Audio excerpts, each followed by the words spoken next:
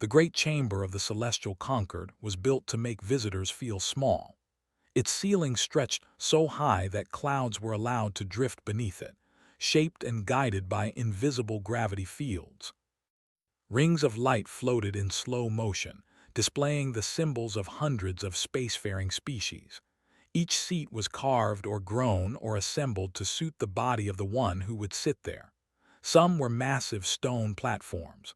Some were pools of liquid light. Some were little more than floating cushions.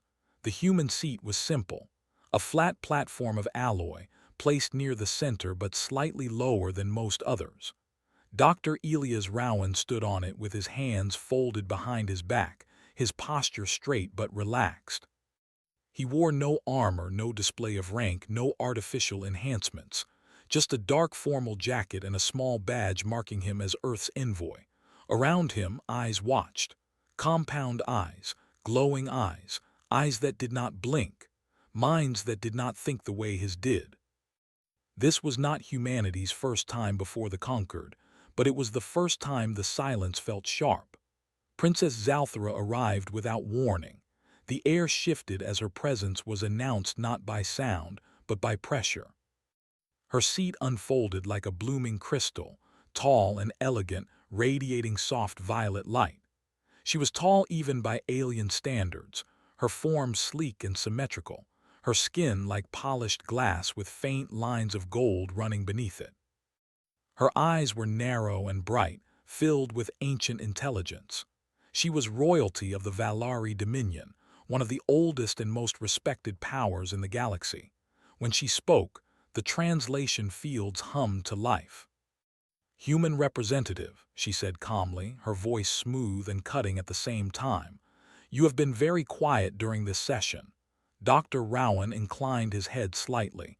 "We prefer to listen before we speak." Some delegates shifted. Listening was not considered a strength among most species. It was considered weakness. Zalthara studied him the way a scientist studied a specimen. That matches the data. Humans observe. Humans wait. Humans survive by delay. Rowan did not react. The princess turned her gaze to the wider chamber. "We are here to discuss expansion limits, resource strain, and population sustainability. Many of you have presented your models." Her eyes returned to the human. "Humanity has not." Rowan lifted his head. "Because our models would not fit your categories." A ripple of quiet amusement moved through the chamber. Zalthara's lips curved slightly. "Bold words for a species that has barely left its cradle." Rowan smiled faintly. "We left our cradle while it was still burning." That earned a few murmurs. The princess raised one elegant hand and the chamber stilled. "Let us speak plainly," she said. "Humanity is inefficient." There it was. No insult marker flashed. No protest protocol activated. This was considered an academic statement. Zalthara continued. "Your reproduction cycle is slow. Your offspring are helpless for an absurd length of time.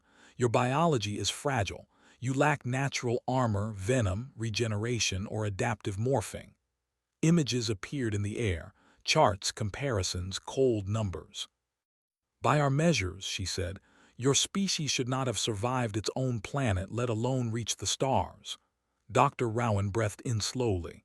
"And yet," she said, tilting her head, "here you are." The princess stepped down from her seat, floating gracefully closer until she stood only a short distance from him. She was taller by half again, her presence overwhelming. Still, Rowan did not step back. "Tell me, human," she said, her tone almost playful, "what is the upper limit of your species' breeding capacity?" The word echoed through the chamber. Several delegates leaned forward, suddenly interested.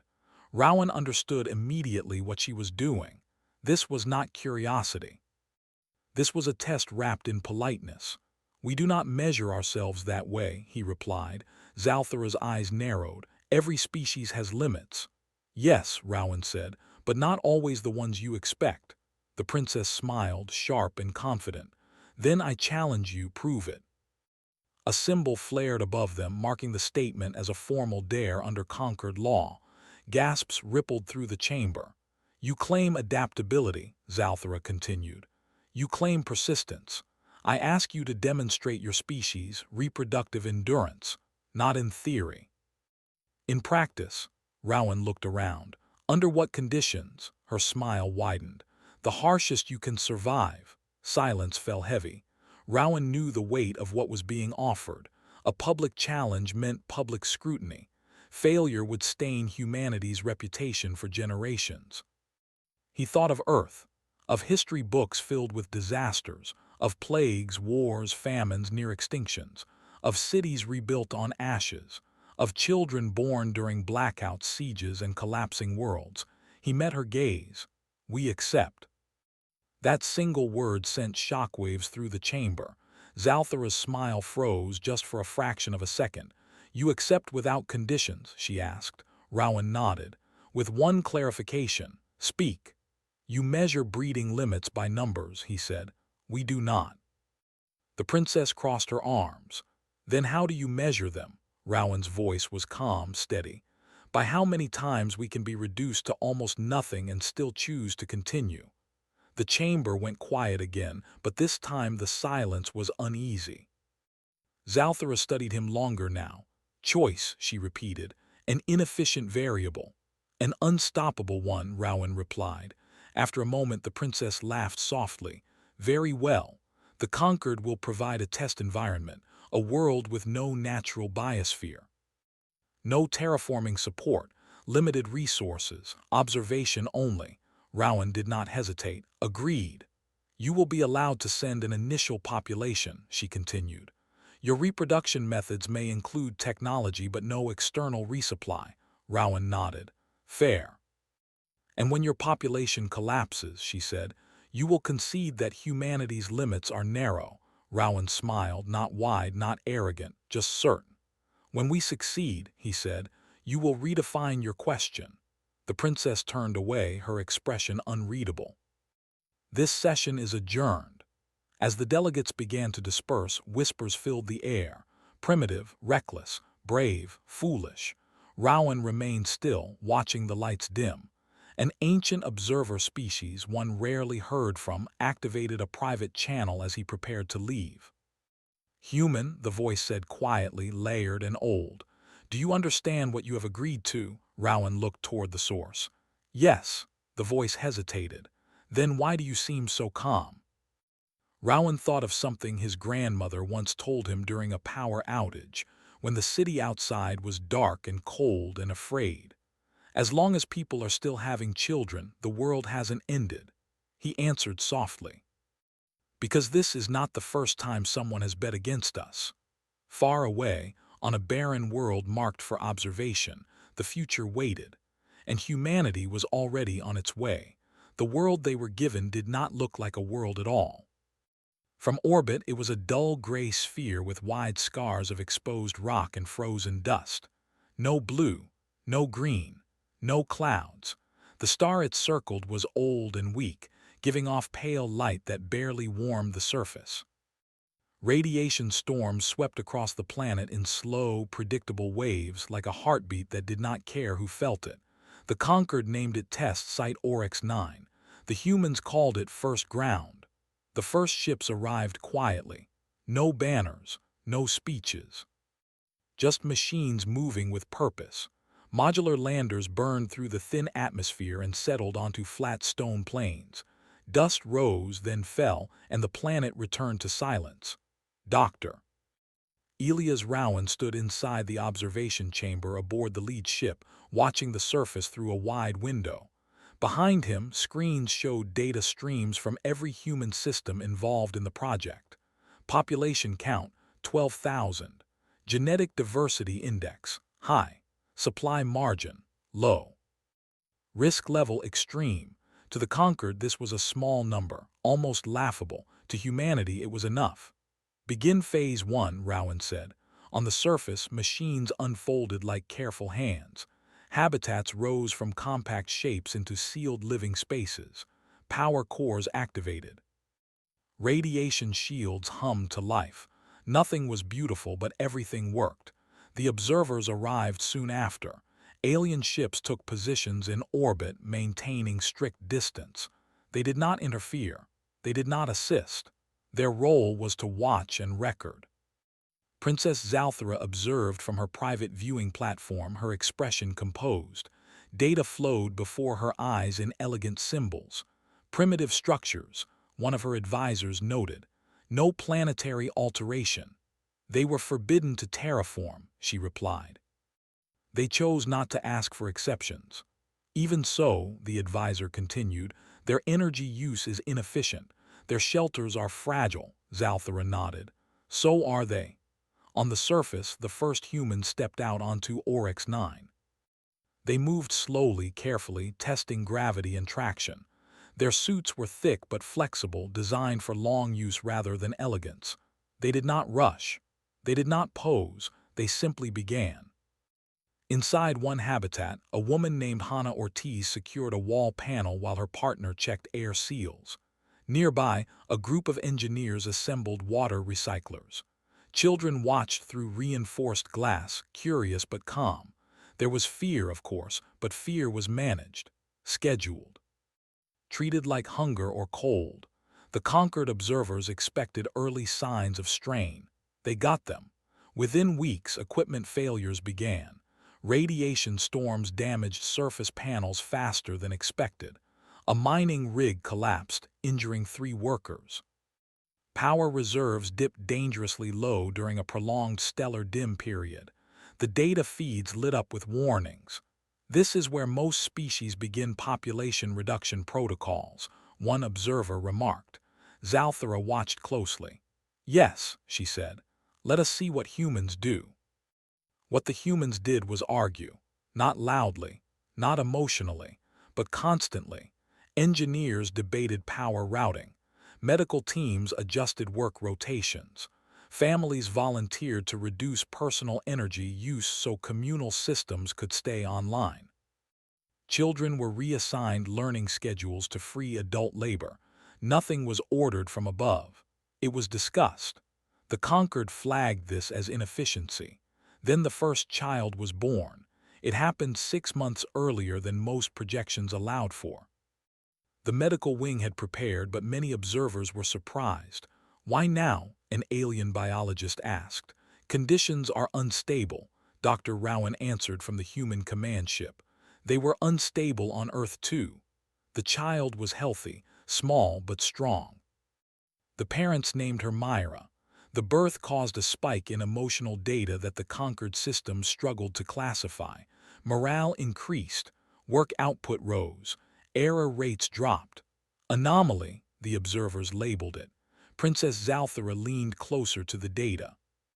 No, she said quietly. Pattern. Months passed. Then years. The population did not explode. It grew slowly, carefully. Humans planned births around resources, but they did not stop them. This is counterproductive, an observer argued. They risk collapse. Yes, Zalthara replied. They always do. The first major crisis struck in year 4. A radiation storm stronger than any predicted swept across the planet, overwhelming surface shields. Power failed across 3 habitat clusters. Communications dropped. For 16 hours, large sections of the colony went dark. Observers recorded sharp spikes in stress markers. This is it, someone said. They will lose thousands. When contact was restored, the numbers told a different story. Casualties were low. Losses were contained. Emergency protocols had been followed, but not the ones the conquered expected. Families had gathered together instead of isolating. Older children helped younger ones stay calm. Adults shared air filters and rationed heat by body warmth. When the lights came back on, people were tired, cold, and shaken, but alive. More than that, they were angry, not at each other, at the storm, at the planet, at the idea that this was supposed to break them. Within weeks, humans redesigned their surface systems. Not to be more efficient, but more forgiving. Shields were layered, habitats were interconnected. Failure in one place would not mean death in another. Redundancy, an alien engineer noted. Wasteful. Survivable, Rowan corrected. The conquered began running long-term projections again. Population collapse probability dropped. Princess Zalthara felt a strange sensation then. Not fear, not doubt, curiosity. She authorized a deeper behavioral analysis. What motivates them? She asked. They are not optimized. They are not superior. Why do they persist? The analysts returned confused. They do not share a single motive, one reported. Some stay for duty, some for hope, some for stubbornness, some because their children were born here. Children, Zalthara repeated. On Orcs 9, children grew. They learned in small classrooms built from recycled panels. They studied math, physics, history, and stories of Earth they had never seen. Outside, they played in pressurized domes, laughing as if the gray sky beyond did not exist. They learned early how to repair things, how to conserve, how to adapt. They learned that the world did not care about them, and that they would live on it anyway. By year 10, the Conquered declared the experiment a partial success. Humans can sustain limited reproduction under extreme conditions, the report stated. However, long-term scalability remains doubtful. Princess Zalthara read the report twice. Then she requested something unusual. I wish to visit the colony, she said. Her advisors protested. It is unnecessary. The data. I want to see them, she said.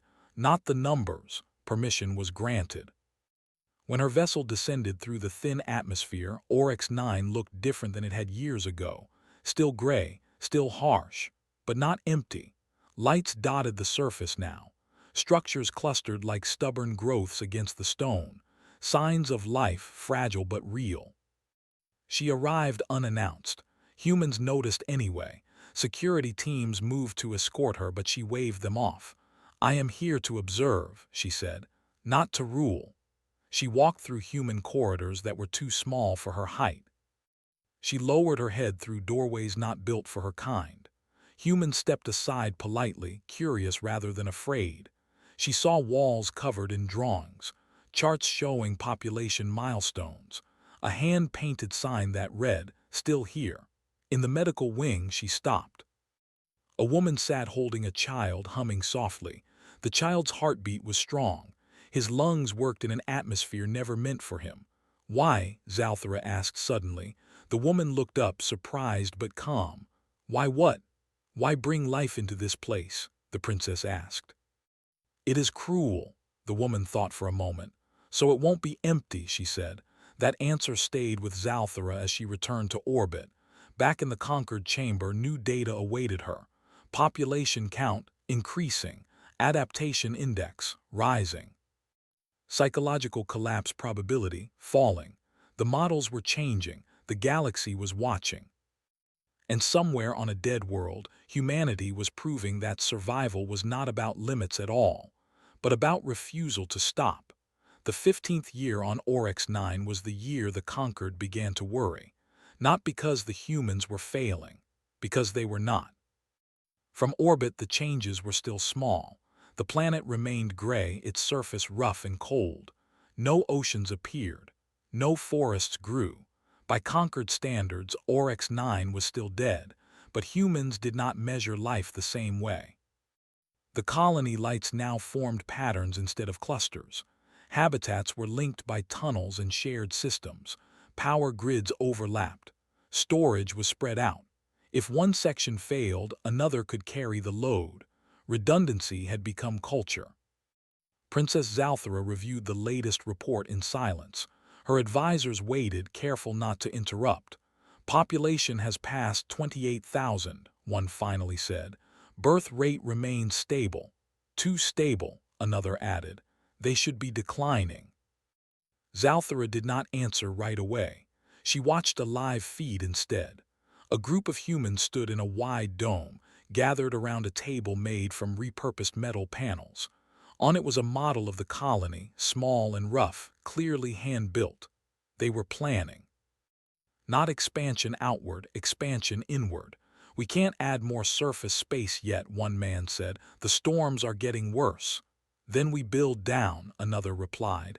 We already have the drills. That means moving families. They'll move, a woman said calmly. They always do.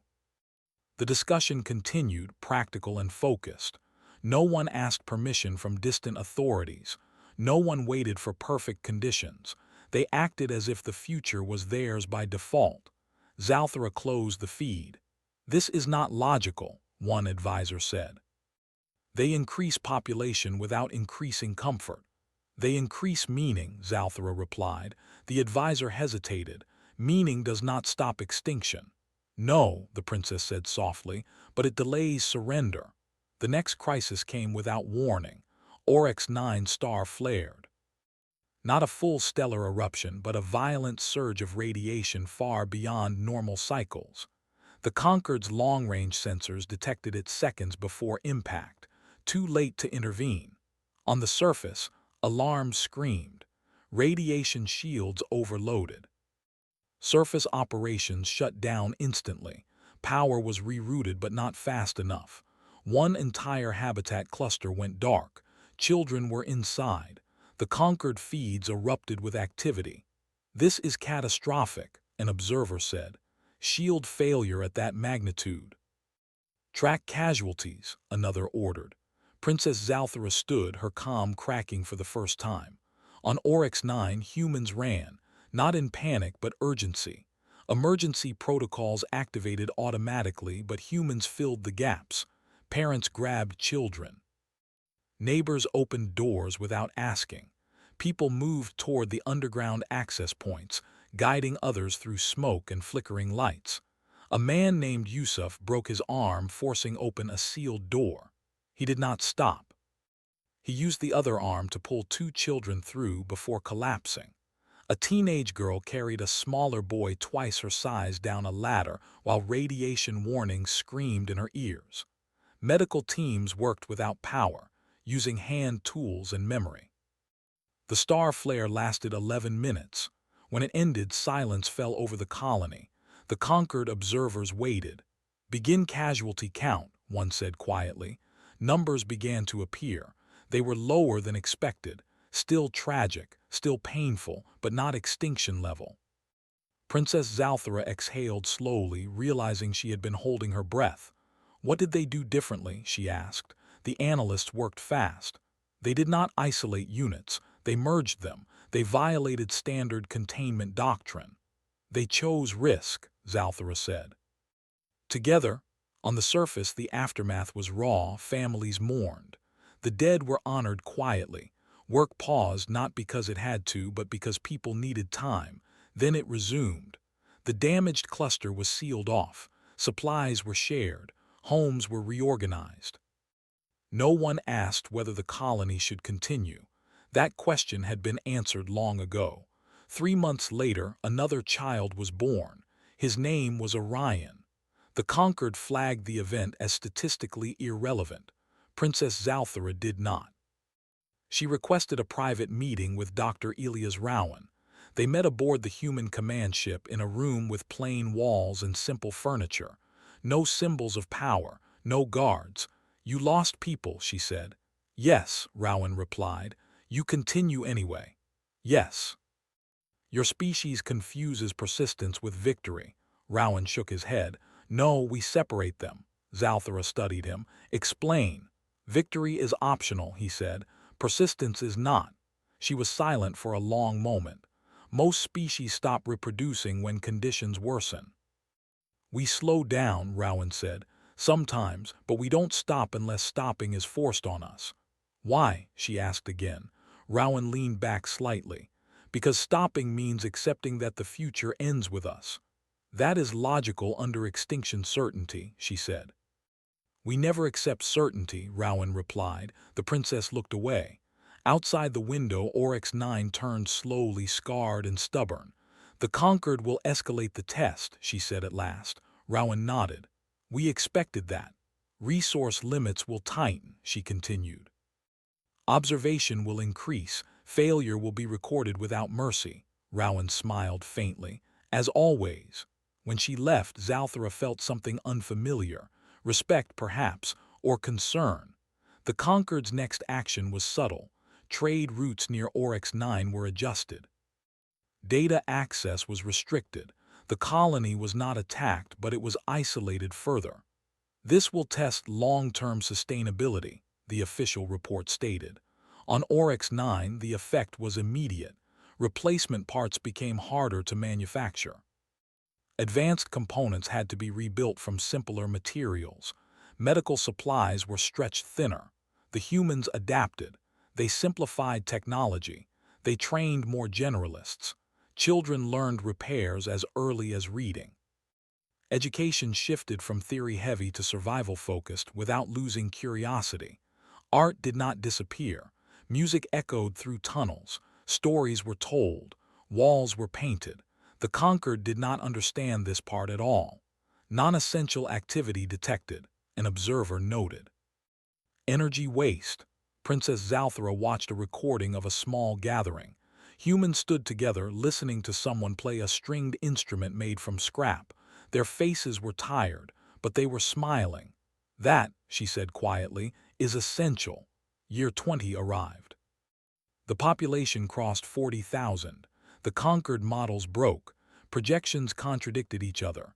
Some showed slow decline. Others showed steady growth. None showed collapse. This should not be possible, an analyst said. They are past sustainable thresholds. They have been past them since year 1, Zalthara replied. A new term began appearing in conquered internal discussions. Containment. Not punishment. Protection. Some feared that humans, if allowed to spread unchecked, would change the balance of the galaxy. Not through conquest, but through presence. They did not retreat. They did not stop. They filled space the way water filled cracks. Princess Zalthara was summoned to a closed session. The experiment is complete, a senior voice declared. The humans have demonstrated sufficient resilience. Resilience was never the question, Zalthara said. The data is sufficient, the voice insisted. We will classify them and move on. Zalthara stood. You asked for breeding limits, she said. You measured bodies and resources. You ignored will. Will is not measurable, the voice replied. Zalthara's eyes hardened. Then your science is incomplete. She requested permission for one final action, a direct address to the colony. It was granted. The message was broadcast across Oryx 9. Screens flickered to life in homes, schools, and work areas. Princess Zalthara appeared, standing tall, composed. Humans of Oryx 9, she said. You were brought here as a test. People listened in silence. You were expected to fail, she continued. You were expected to reach your limits, she paused. You did not, murmurs spread. The conquered will now decide what your success means. Her gaze softened slightly. I advise you to continue doing what you do best. The feed ended. On Oryx 9, people looked at one another. Then they went back to work. Somewhere deep in the conquered archives, an old observer species updated a private note. The humans are not expanding. They are anchoring. And the galaxy, slowly and unwillingly, began to understand that this experiment was no longer about proving limits. It was about discovering what could not be limited at all. By the time the 25th year arrived on Oryx 9, the planet no longer felt like a test site. It still tried to kill everyone living on it. Radiation storms came without warning. The weak star flared more often as it aged. Machinery broke. People got sick. Accidents happened. But the humans no longer spoke of leaving. They spoke of tomorrow. The colony had grown deeper into the planet, not wider. Underground levels spread like roots through stone. Living spaces were warmer now, quieter. Children born on Oryx 9 thought of the surface as something dangerous but beautiful, like fire or deep water. They had never seen Earth, yet they carried it inside them. Princess Zalthara returned to Oryx 9 without announcement. This time, she did not arrive as an observer. She arrived as a question. Her ship docked at a human-built port carved into rock. The airlock hissed open and she stepped into a space designed by a species smaller and weaker than her own. And it worked. The gravity was comfortable. The air was clean. The lights were soft. Dr. Elias Rowan was waiting. You came back, he said. I needed to, she replied. They walked together through the colony. No guards followed. Humans noticed her, but no alarm sounded. Some stared, some nodded politely. A few children waved. One child asked, "Are you from the sky?" Zalthara paused. "Yes," the child smiled. "Did you bring more stars?" Rowan watched her closely. The question unsettled her more than any data ever had. "I'm afraid not," she said. "That's okay," the child replied. "We'll make our own." They continued walking. Zalthara saw signs of quiet change everywhere. Walls had markings showing growth milestones, not in years but in generations. Tools were stored where children could reach them. Emergency instructions were written in simple words and pictures. No single leader's name was carved anywhere. "This place has no throne," Zalthara said. Rowan nodded. "We learned early that thrones don't survive disasters." They entered a large open space, one of the deepest levels. People were gathered there, sitting together. At the center stood a young woman speaking calmly. She was explaining how water recycling would change in the coming months. People asked questions. She answered. Notes were taken. Disagreements happened. Then a decision was made. "Who is she?" Zalthara asked. "A systems coordinator," Rowan said. "For now." "For now." "She'll rotate out in 6 months." Zalthara frowned. "Why?" "So no one forgets how to do her job," Rowan replied. The idea struck her hard. Power shared on purpose. They moved on. In a medical wing, Zalthara stopped again. She watched as doctors treated an injured worker. The equipment was old, repaired many times, but effective. On a nearby wall were handprints, small ones, painted in different colors. "What are those?" she asked. "Children mark the wall when they're cleared for surface training," Rowan said. "They train children for danger?" Zalthara asked sharply. "We prepare them for reality," Rowan replied. "There's a difference." She did not answer. Later, they stood in a quiet observation dome. The surface of Orcs 9 stretched out before them, gray and endless. "You should not exist here," Zalthara said softly. Rowan smiled. "We hear that a lot." "I have studied your data," she continued. "Your losses, your recovery curves, your reproduction rates." She turned to him. "Your numbers still do not make sense." "They don't need to," Rowan said. "That is unacceptable," she replied. He shrugged. "To you." Zalthara was silent for a long time. Finally, she spoke again. "The conquered is afraid," Rowan nodded. "We assumed as much." "They believe your kind cannot be controlled once fully unleashed." "We're not trying to be unleashed," Rowan said. "We're trying to live." "They see no difference." Zalthara closed her eyes briefly. "They are considering containment." Rowan did not look surprised. "Of course they are. They call it protection," she added. "For you," he said. "For everyone," she corrected. They stood in silence again. On the surface below, lights flickered as the colony shifted into night cycle. "Why do you keep having children here?" Zalthara asked at last. "Truly." Rowan did not answer immediately. "When a place is dangerous," he said slowly, "most species ask if it's worth bringing life into it." "Yes," Zalthara said. "We ask a different question," he continued. "Is it worth leaving the future empty?" She turned to him. "You choose hope over caution." "We choose continuity," Rowan replied. The next day, Zalthara requested something unprecedented. She asked to speak to the colony, not as a ruler, as herself. The gathering filled the largest underground chamber. Thousands stood shoulder to shoulder. Children sat on parents' shoulders. Elders leaned on walls. Princess Zalthara stepped forward.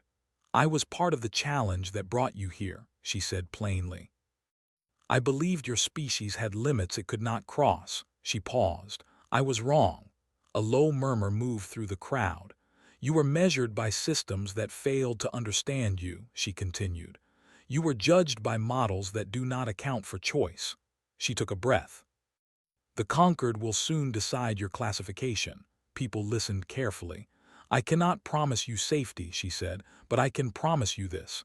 You have changed how the galaxy looks at survival." Silence followed. Then someone spoke.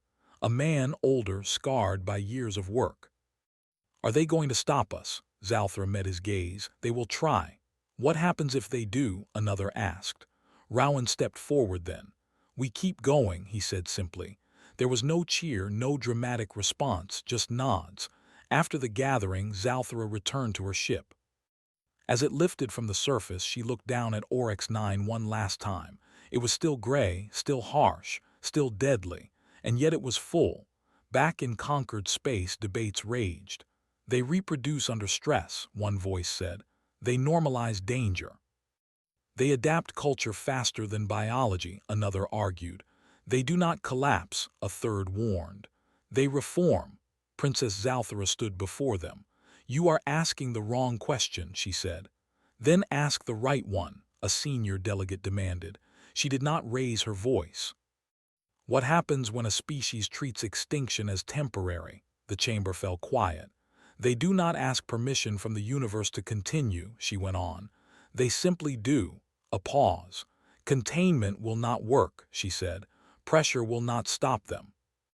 Isolation will only teach them how to survive alone." "And what do you suggest?" the delegate asked. Zalthara answered honestly. "Acceptance." The word landed like a shockwave. "Or," she added, "fear them forever." Far away on Oryx 9, a young girl stood in a surface dome, staring up at the stars. She had been born during a radiation storm. She had never known Earth, but she knew this place was hers. She pressed her hand against the glass and whispered a promise she had heard all her life. "We're still here." And for the first time, the galaxy began to understand that humanity was not proving its limits. It was proving that limits were optional. The conquered chamber was full, not with noise but with tension. Representatives from hundreds of species sat in silence as the final reports from Oryx 9 hovered in the air between them. Numbers, projections, recordings, psychological profiles. Every angle had been measured, recalculated, and argued over for years. And still no agreement had been reached. Princess Zalthara stood at the center, her posture straight, her expression calm. She had spoken for the humans before. She would speak for them again. A senior delegate, old even by conquered standards, finally broke the silence. "The experiment is concluded," the delegate said. "The humans have exceeded expectations. Their reproduction under hostile conditions is notable." Notable was a careful word. "But," the delegate continued, "their behavior presents a long-term uncertainty. They expand without conquest. They adapt without permission. They persist without pause." Several delegates nodded. "This makes them dangerous," another voice added. "Not by intent, by nature." Zalthara did not interrupt. The delegate turned to her. "You have spent the most time observing them. Give us your final assessment." She took a breath. "The humans were asked to prove their breeding limits," she said. "They did not." Confusion rippled through the chamber. "They proved something else," she continued. "That their survival does not depend on ideal conditions, or safety, or approval." A projection appeared showing Oryx 9 across time. The first landing, the storms, the losses, the births. "They treat existence as an ongoing decision," Zalthara said. "One they renew every generation." "That is reckless," someone argued. "Yes," she replied, "and effective." The senior delegate folded their limbs thoughtfully. "Your recommendation," Zalthara spoke the word clearly. "Do not contain them." Murmurs spread instantly. "Containment is the safest option," a delegate snapped. "They grow under pressure." "Exactly," Zalthara said. "Pressure strengthens them." "Then what?" the delegate demanded. "Recognize them," she said, "as they are." Silence returned. A classification appeared in the air. A new category rarely used, persistent species. Below it, a warning designation began to form. "Do not provoke." The vote was called. It was not unanimous, but it passed. Far away on Oryx 9, the decision arrived quietly. "Doctor." Elias Rowan stood in the main communications hall as the message was decoded. Around him, people waited. Engineers, teachers, parents, children who had never known a sky without radiation. The message played. "By consensus of the celestial conquered," the voice said, "humanity is hereby classified as a persistent species. Further containment measures are suspended." No cheering followed, just a collective exhale. Rowan turned to the people around him. "You heard them," he said. "Nothing changes." Someone laughed softly. "Good," another replied. "I like our schedule." Life continued. That was the most dangerous thing about humanity. Years passed. Oryx 9 changed slowly, subtly, not into a paradise but into a home. The underground levels expanded. Systems improved. Children grew into adults who had never seen Earth but spoke of it like a remembered dream. They did not rush to leave. They did not rush to spread. They built. Other species watched carefully. Some sent observers, some sent envoys, a few sent warnings. Humanity responded politely to all of them. And then one day a ship arrived. It was small, civilian, marked with conquered registry. Princess Zalthara stepped out once more onto Oryx 9. This time she was greeted not as a challenger, but as a guest. She walked through the colony again, noticing changes she had not predicted. Not technological leaps, but cultural ones. New customs, new stories, new songs. In one open space, she saw a group of children gathered around an elder listening. "What are you telling them?" she asked. The elder smiled. "About the day the galaxy asked us to stop." "And what do you tell them happened?" Zalthara asked. "That we didn't," the elder replied. She nodded slowly. Later she spoke privately with Rowan. "The conquered fears you less now," she said. "That's new," Rowan replied. "They fear misunderstanding you more," she corrected. "That's fair," he said. She studied him. "Do you know what question they ask about you now?" Rowan waited. "They no longer ask how many of you there can be," she said. "They ask how many times you can begin again." Rowan smiled. "We've been asking ourselves that for a long time." She hesitated, then asked, "If the conquered had ruled against you, if containment had been enforced, what would you have done?" Rowan did not answer immediately. "We would have adapted," he said finally. "We always do. And if adaptation failed, then our children would try something new," he replied. Zalthara felt something settle inside her then, a truth she could no longer avoid. Humanity was not exceptional because it was strong. It was exceptional because it refused to stop choosing the future. As she prepared to leave, she looked back at Oryx 9 one last time. It was still gray, still dangerous, still alive. Back in conquered space, a young analyst reviewed historical records, patterns across thousands of civilizations. Most rose, most fell. Very few endured without becoming rigid, stagnant, or cruel. Humanity's file stood apart, not because it showed perfection, but because it showed recovery, again, and again, and again. The analyst added a final note to the record. Humans do not ask how much life can be supported. They ask how much loss can be endured without giving up.